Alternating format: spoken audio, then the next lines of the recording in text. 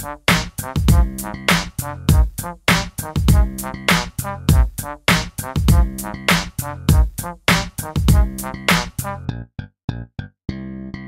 Fantasy XII, the Zodiac Age.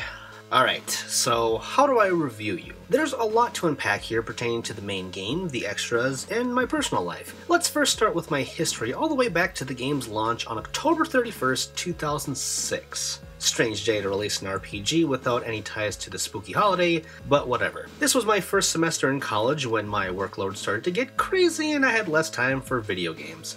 Regardless, I was pumped to play Final Fantasy XII. It had been 5 years since the last proper installment, not counting Final Fantasy XI, which I still think was a poor move. Should have been called Final Fantasy Online or something like that. But that's a rant for another video. Anyway, after numerous attempts to get the game from Target during class breaks, the truck finally came in around lunchtime. I played it that night, even though I was hanging out with my girlfriend at the time. She wasn't much for games, but she was curious to see what this new Final Fantasy looked like, and she had homework anyway. I remember her being impressed by the faces and environments. They're still impressive today too, on the PS2 thanks to the widescreen support and art direction. Plus, it looks even better now in HD. Overall, I like the game a lot, but this was the first Final Fantasy I never replayed. Not just Final Fantasy either. I always made a habit of replaying my favorite games before, but not so much now. Such is the life of a college student, and then adult. Poor me, right? Well, enough backstory, let's get to the game proper. So Final Fantasy XII The Zodiac Age is based off of the Japanese exclusive International Edition, which added content for the North American release along with completely new stuff like the revamped job system. This HD version cleans up the graphics and furthers the bonuses from the Japanese PS2 release. There is the new Zodiac job system, trial mode, battles can be sped up by 2 or 4 times the speed, and then there's a lot of other small mechanical adjustments. Our story begins with the Arcadian Empire invading Nalbina, wherein Captain Bosch of Nalbina is seen slaying his own king at the very end. After the prologue, we pick things up with the kingdom under imperial rule, focusing in on Van, an orphan from the war. He and his fellow orphan Penelo dream big of escaping their home of Rabanastre to become sky pirates. Eventually, Vaughn stumbles onto the sky pirates Balthier and Fran, who want an item that he just stole from the royal treasury.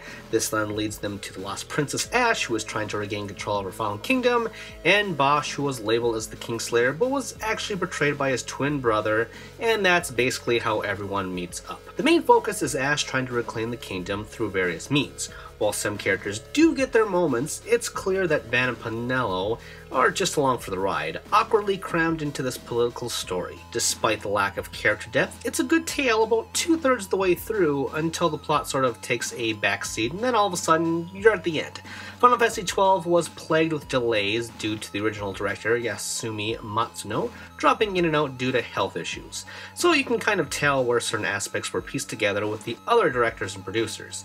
It's unlike any Final Fantasy before, with a rather complex world, but interesting to say the least, if not a little messy. As complicated as the narrative is, the gameplay is even more so. The actual combat is reminiscent of Final Fantasy XI and MMOs in general. Monsters are all out in the open, you can target and attack them, or they can target and attack you. Either way, battles will progress automatically, but if you pause the action and issue commands to everyone, there's also something called the Gambit system, where you can tweak the AI to follow a certain path, like focusing on healing if HP falls below a certain level, or to attack enemies with spells if they're a flying type. It can be as complex or simple as you want it to be, and the characters all follow to a good degree with margins of error. This was originally on the PS2 in 2006 after all, so give it some slack. During my first playthrough, I was focusing in on 2 things. 1, keeping Vaughn in the party at all times.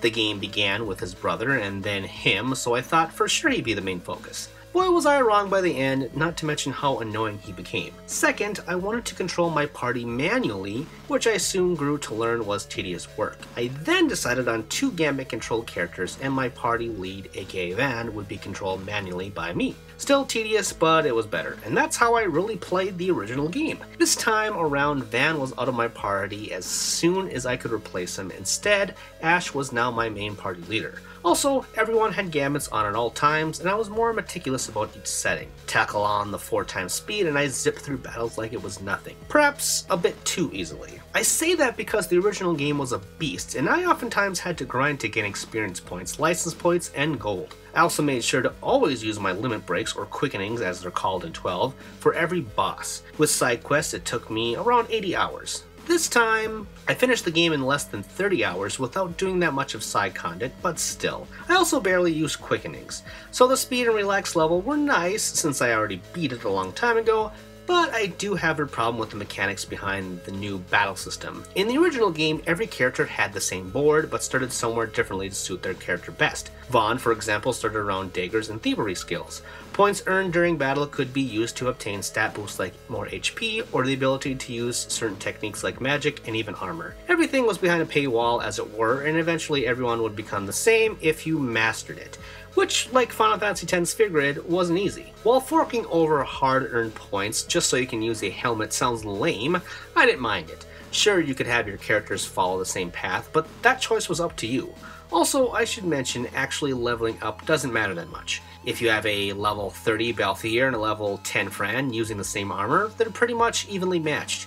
It's all about equipment in this game, which is nice considering characters not in battle only earning license points and not experience points. Okay, but that was the old system. The new system still values equipment over levels, but now boards are assigned to a class. Each character can choose one of 12 jobs in the beginning, and one more later down the line. So for example, you could dual class as a monk and a white mage, which would give you a good balance of offense and defense. It's great for adding diversity, but also limiting if you don't know what you're doing. Flying enemies, for example, can only pretty much be hit with magic or ranged weapons. There are only 3 ranged weapon types in the game assigned to 3 different classes: gun, bow, crossbow. Those unaware of the situation can get caught in a bad position in battle depending on what they chose for their classes. As if it needed to be said, this new system also limits what one can spend on points, i.e. it's very easy to finish all 6 party members' grids by the end of the game, since technically there are only 2 boards as opposed to everyone having 12. It just seems like an uneven attempt to please the people that didn't like it in the first place without thinking about it too hard when they changed it. It's fine, but like the story, it's messy. Personally, I think the old system was fine, and I prefer it. Okay, we're getting a little long in the tooth here, so what haven't we covered? Yes, let's talk about the game's best feature, Evilis itself. The more I reminisce about 12, the more I adore it.